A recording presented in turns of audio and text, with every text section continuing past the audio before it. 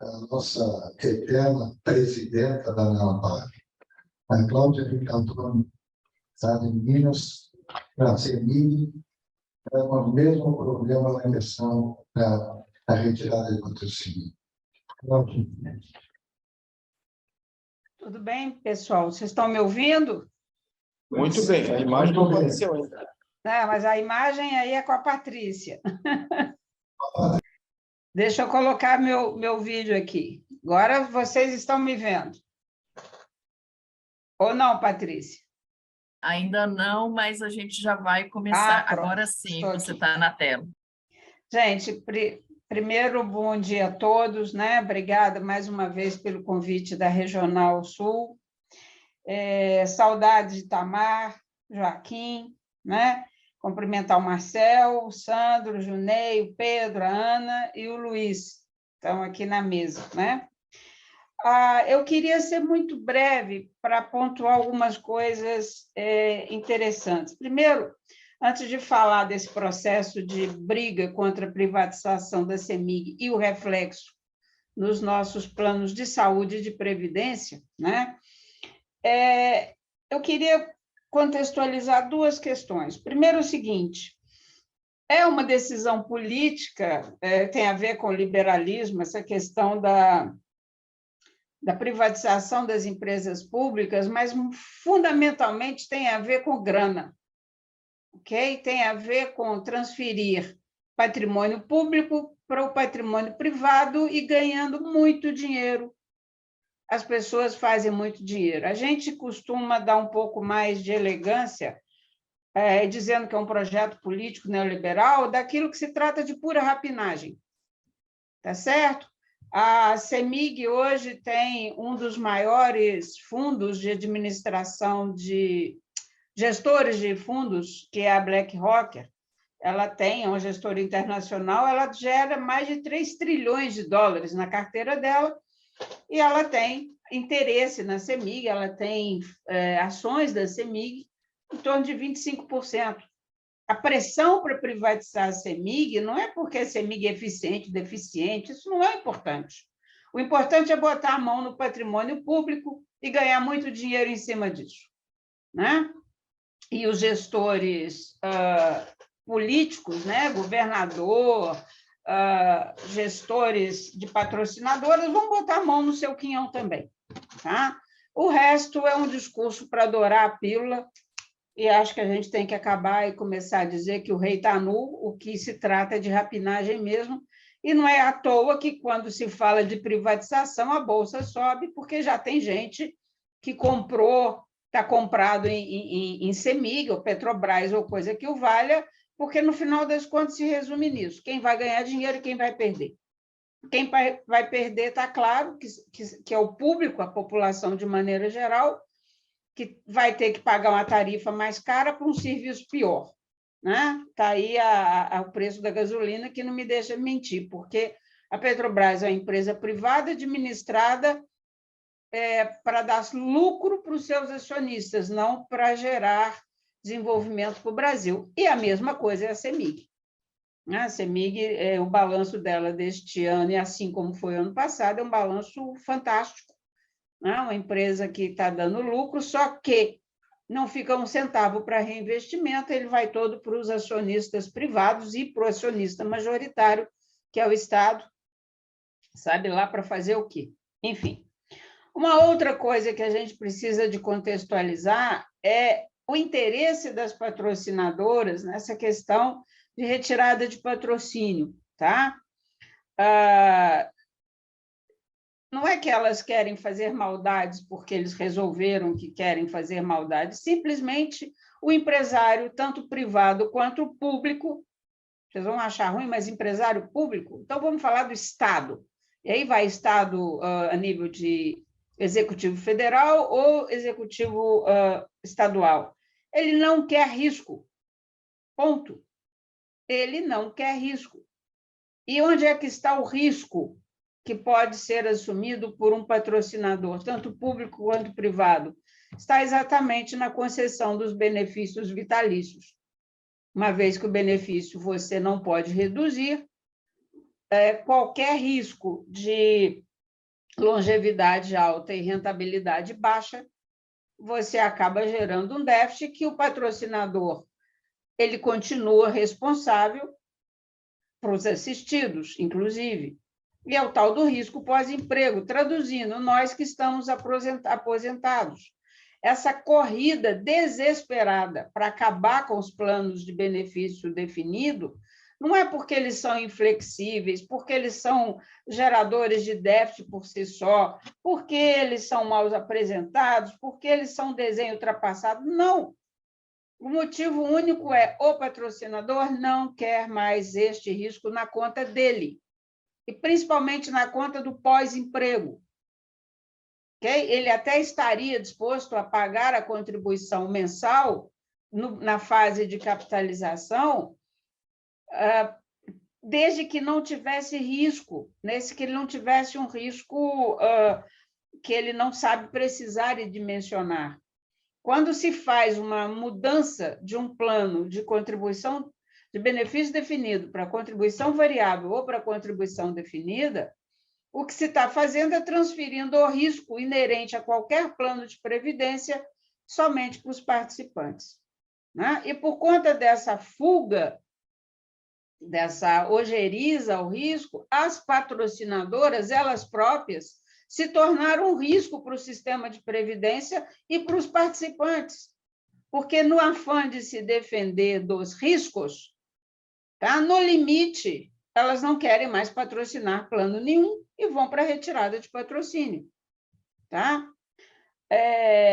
Resolver essa questão da retirada estrito sensu, a própria legislação poderia ter nos dado, e nos dá como resolver isso, eu posso citar pelo menos 3 aqui, se não fosse a captura do Estado brasileiro por esse projeto neoliberal. E quando eu falo Estado, eu não estou falando governo federal, eu estou falando dos funcionários públicos de segundo e terceiro escalão.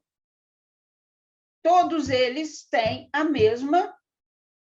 mesmo discurso liberal de flexibilizar contrato previdenciário, de flexibilizar direito trabalhista em prol do capital, em prol do empresário, em prol com aquele discurso ultrapassado, que não se verificou de verdade, de que a iniciativa privada, se deixarem ela livre, ela dá conta de fomentar o desenvolvimento de um país. Né? Eu gostaria que alguém me mostrasse em algum país do mundo quando é que isso aconteceu. Né? Olha, mas os Estados Unidos é um país liberal, sim. 46% da economia americana é baseada na indústria armamentícia. Quem é o maior comprador? O maior investidor da agência do armamento é o governo. É ele que induz o desenvolvimento nesse sentido. Em qualquer país, eu não estou nem falando socialista, estou falando país capitalista. Tá? E vamos lembrar que, quando se faz a Revolução Francesa, é exatamente os capitalistas, eu não vou chamar de capitalista, vou chamar de burgueses, que assumem o Estado para que o Estado trabalhe para eles. Então, é uma bobagem essa coisa de dizer Estado mínimo. Né? Isso é um discurso para adorar, ao fim e ao cabo, o potencializar a rapinagem que é feita em determinados momentos. Né? Então, é assim, o público constrói o patrimônio e, quando ele está pronto, o privado se apropria.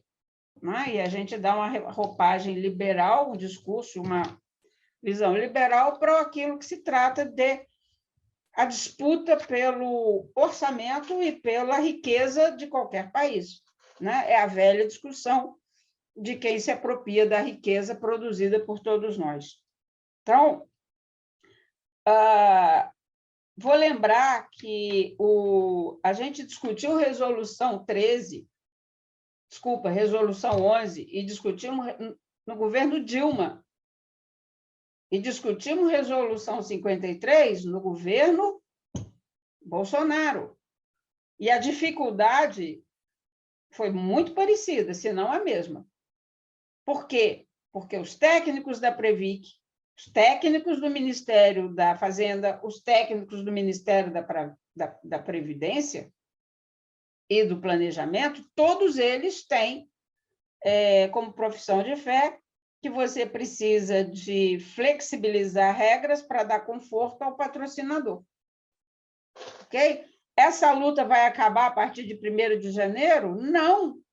Nós temos novas esperanças porque nós temos um novo governo, mas a luta é rigorosamente a mesma. Talvez a gente tenha mais espaço do que do que esse governo horroroso que acabou. Ok? Mas vamos deixar claro e vamos aprender essa lição de uma vez por todas. Não é o governo federal, ainda que seja pró-trabalhador, que vai fazer a nossa luta. Essa luta é nossa, não é do governo. Tá? Então, a gente precisa de mudar a resolução e precisamos de mudar a lei, né?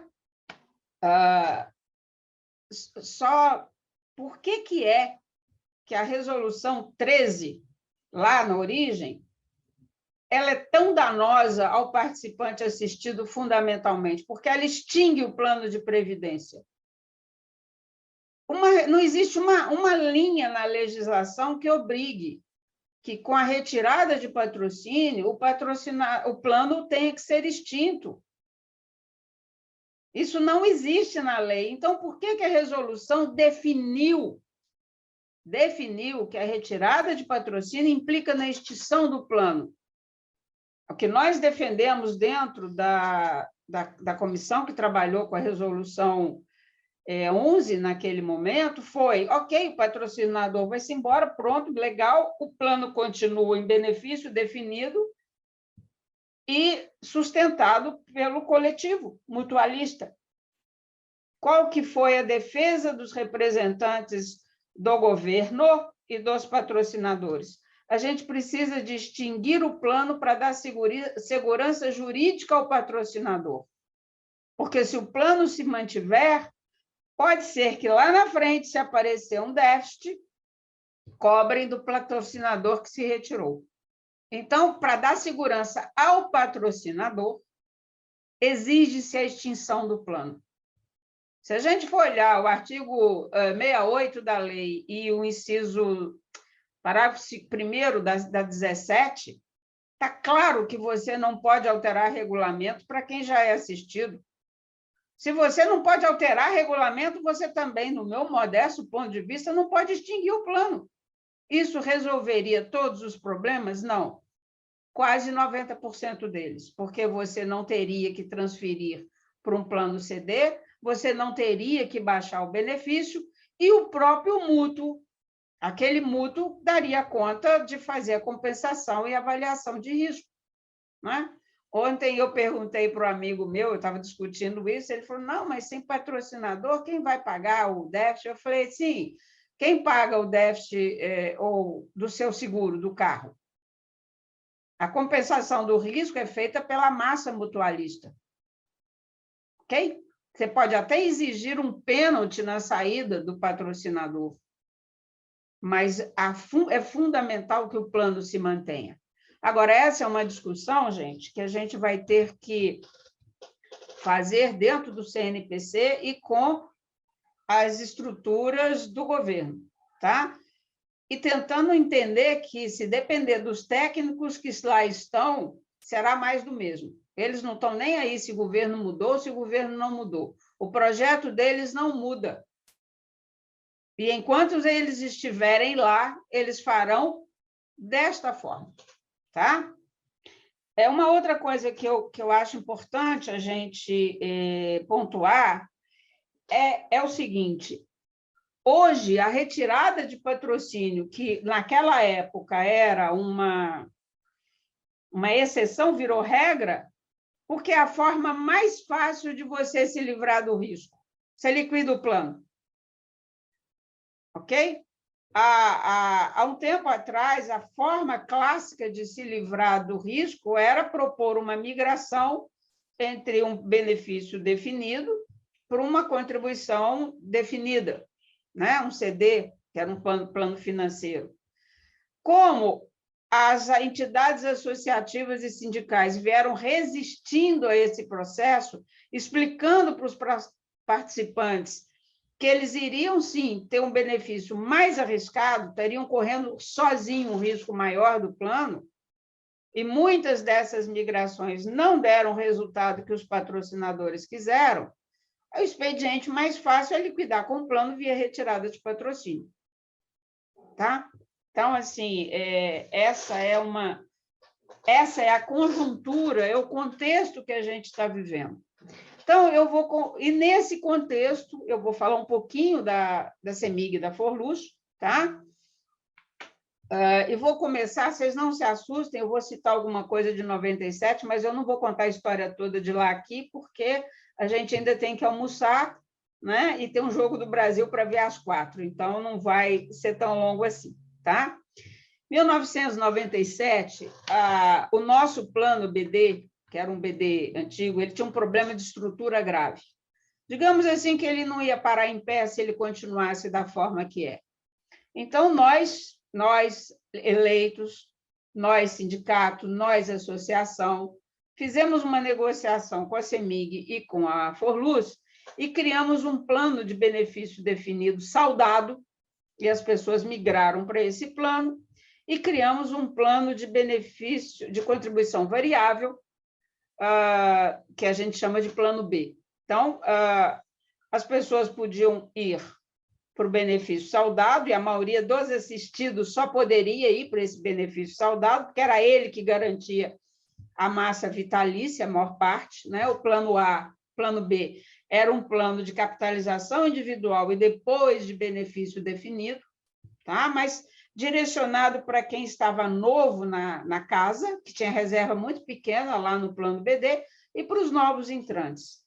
Neste momento, lá atrás, nós assinamos um contrato com a CEMIG, a Forluz assinou com a CEMIG, um contrato de confissão de dívidas, porque o plano estava com déficit, e para fazer e viabilizar a migração e a sustentação do plano A, foi assinado esse acordo na época de 1 bilhão e 800 milhões, para vocês terem uma ideia do que é que nós estamos falando, é 1 bi e 800, 1 bi e 400 lá em 97.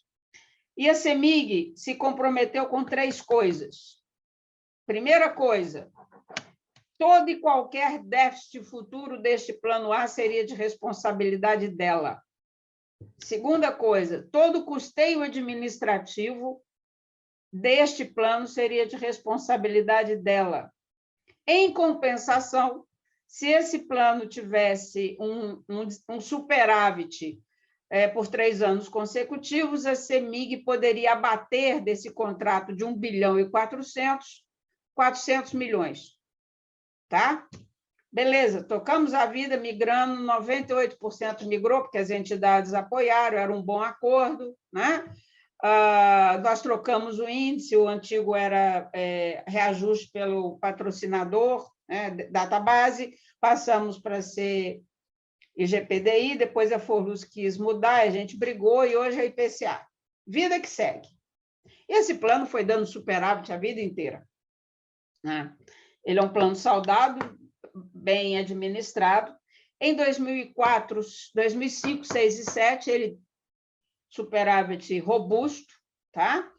A CEMIG foi lá e bateu na porta e falou aqui, ó, quero o abatimento da minha dívida. Claro que já não era mais 400 milhões, ele já tinha sido corrigido, mas por força do contrato, tem um contrato, e também por força do regulamento do plano, ok, está aqui, temos 400 milhões e vida que segue. E o plano continuou vivendo até que, em 2015, nós tivemos um déficit imenso, tá? De 1 bi e 15, e que estava na hora, então, de cobrar da CEMIG o equacionamento do déficit. Naquele momento, aconteceram 2 coisas. A CEMIG, porque a legislação permitia, ela fez o equacionamento pelo déficit mínimo, aquilo que a lei permita, né? O equacionamento mínimo. Ok, a lei permitia. E aí, uma coisa surpreendente, a Previc mandou um ofício para a Forluz pedindo para excluir o artigo 57, porque, no entendimento da Previc, essa coisa da patrocinadora pagar déficit integral contrariava não só a Lei 109, mas contrariava a Constituição Federal. Não sei se eles leram a Constituição Federal, mas lá fala que a paridade é sobre contribuição normal, não fala nada de contribuição extraordinária. Tá?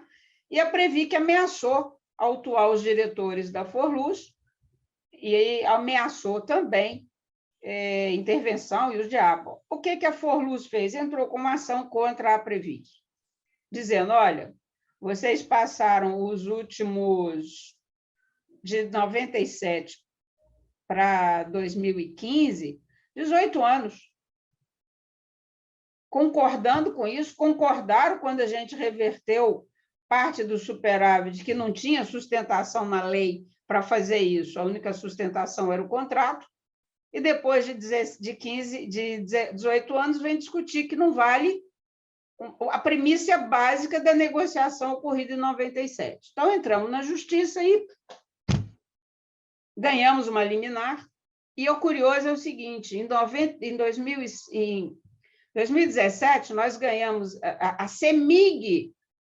concordou que a Forluz entrasse na justiça, porque a CEMIG daquela época, nós estávamos ainda em governo Pimentel, ela entendia que ela, patrocinadora, tinha que honrar o acordo, que a Previc estava atravessando o samba. Então, a CEMIG, a Forluz entrou com a ação contra a Previc, ganhamos uma liminar que ela vale até hoje, e ganhamos também uma sentença de primeira instância dizendo exatamente isso, o órgão de fiscalização não tem poder para desfazer, 18 anos depois, um acordo que ela concordou, inclusive depois da vigência da emenda constitucional número 20. Bom, a CEMIG continuou pagando o déficit pelo mínimo, mas pagava. Quando entrou a gestão Zema, tá? A postura da gestão Zema é preciso privatizar a CEMIG. E quando ela olha o compromisso pós-emprego que a CEMIG tem com a Forluz e com o plano de saúde, que são acordos bons, ela é um plano bom, sustentável, e que faz o ativo, o assistido não paga integralmente o plano, existe compartilhamento de risco e compartilhamento de contribuição. A CEMIG soltou um documento e disse assim, olha, nosso pós-emprego é 7 bilhões e a gente tem que acabar com isso. Então, a gente vai tirar o assistido da apólice de seguro, tirar o assistido do plano de saúde e nós só vamos pagar 50% do déficit lá do plano A. Mas isso ela escreveu do jeito que eu estou falando para vocês. É óbvio que as entidades associativas partiram para cima, né? O plano de saúde tem um acordo coletivo, a CEMIG quis denunciar o acordo, já perdeu 2 vezes, porque o acordo ele não tem prazo de vigência, né? Ele por óbvio, né? É um plano de saúde, não tem prazo de vigência. Já ganhamos numa liminar que impede a CEMIG de liquidar o plano de saúde, na questão do seguro. Nós não ganhamos a liminar, mas ganhamos a tese, e a CEMIG tirou a gente da apólice. Se a gente aposentado quiser, paga sem subsídio nenhum. E a briga agora está no nosso plano de previdência. Aí vocês vão me perguntar, mas, Cláudia, a CEMIG não foi privatizada? Por que eles estão brigando para liquidar o plano de vocês?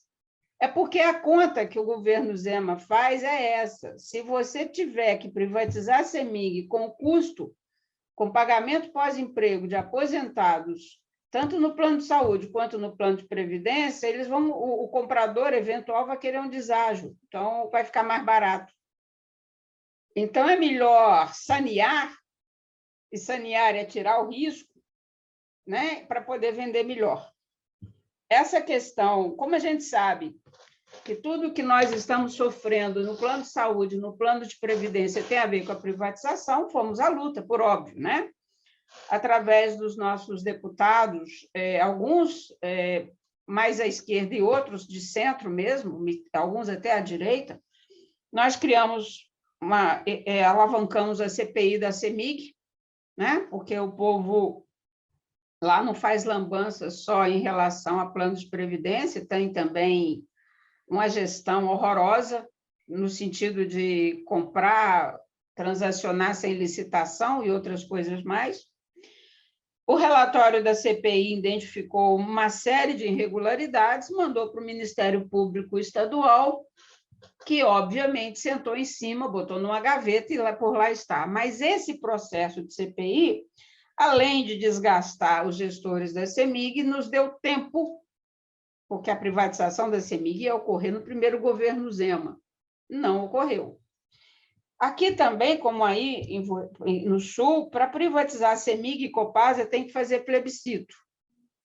Tá? E o Zema não tinha, e ainda não tem, até hoje, número de pessoas na Assembleia para mudar a Constituição Estadual e tirar isso da a exigência de plebiscito para poder vender. Ok? Na verdade, a guerra hoje continua exatamente da mesma forma. A CEMIG insistindo na liquidação do plano de saúde, e como ela não consegue liquidar, porque a gente conseguiu eliminar mantendo o plano, ela está oferecendo uma migração para quem quiser, para um plano mais caro e mais rebaixado, só para os assistidos, porque os ativos ela não quer... Desculpa, só para os ativos. Os assistidos ela não quer na carteira, né? E nós aqui, as entidades associativas, estamos explicando para os participantes, olha, não tem motivo para mudar de plano, que é mais caro e é pior, dá menos cobertura. A CEMIG diz que o plano de enfermaria ela paga todo, mas o plano de enfermaria é o rol da ANS básico. O nosso plano hoje ele está acima e ainda tem um custo de compra de medicamento, um teto, tem programa especial para atender doenças especiais, né? O novo plano que ela está oferecendo não tem nada disso. Então, agora entramos na parte de conquistar corações e mentes dos nossos participantes para que eles nos ajudem, e eles têm atendido essa demanda, a defender os participantes. Em relação à Forluz, aconteceu um negócio absolutamente inusitado. A CEMIG mandou um ofício para a Forluz, dizendo o seguinte, vocês vão mudar o plano, o regulamento do plano A, desta e desta forma. Ela não sugeriu, ela não conversou, ela mandou um ofício determinando que fosse feito. E o que eu acho curioso é que todos nós sabemos que a patrocinadora tem um poder grande dentro das fundações. Agora, isso é meio que...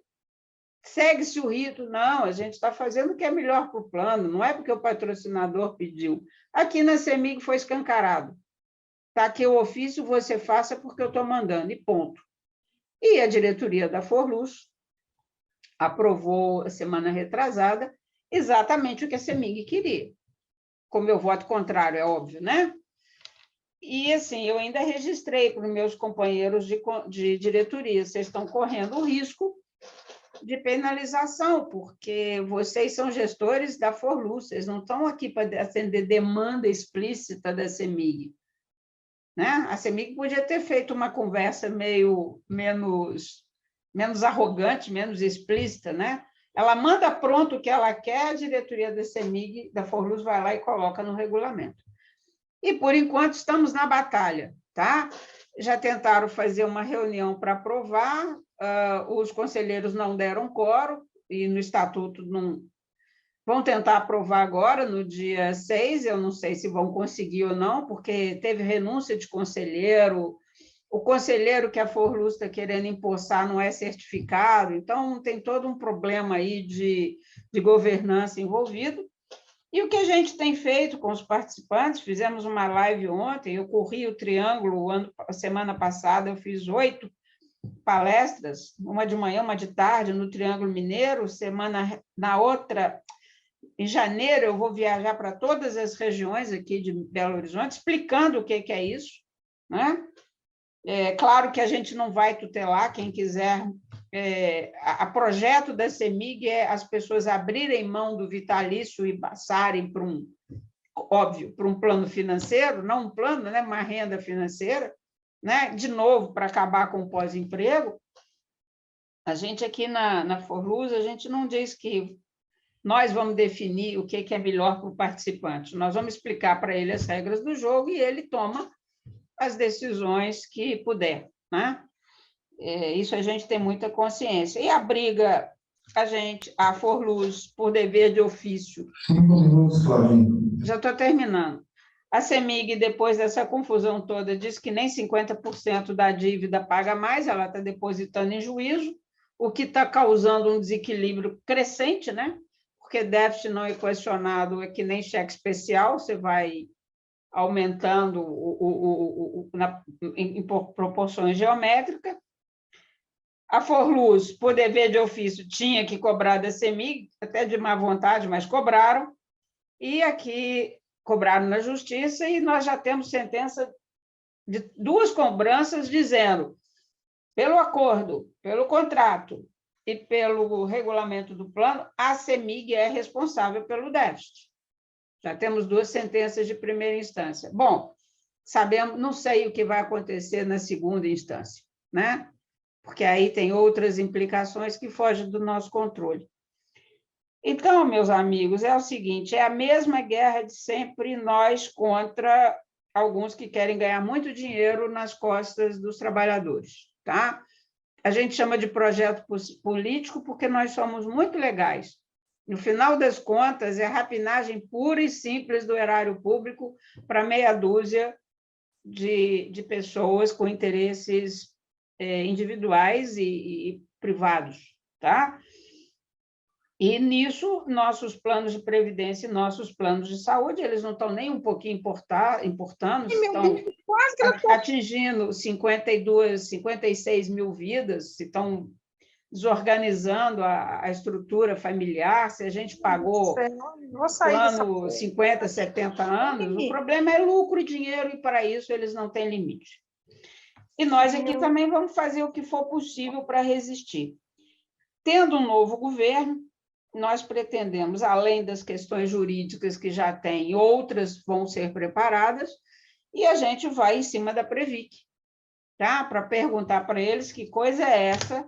O desenho que a CEMIG fez é uma coisa que eu nunca vi na minha vida, do ponto de vista técnico, é uma coisa absolutamente estapafúrdia, eu nem vou me deter a dizer, porque nem nós entendemos direito o que eles estão fazendo, né? Não foi um desenho feito pela Forluz, ele veio imposto pela CEMIG, a Forluz simplesmente colocou conforme determinação da patrocinadora. E é isso. Então, assim, nós temos um longo caminho pela frente, que implica em defender os nossos planos, porque isso é uma pedra no sapato da privatização, ok? E também porque é a vida de todos nós que está em risco, né?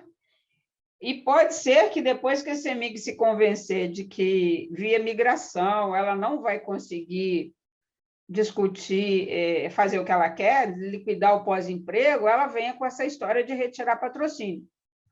No nosso estatuto, a gente tem um dispositivo que, para a retirada de patrocínio, precisa de 2/3 do Conselho Deliberativo, e 2/3 eles não têm.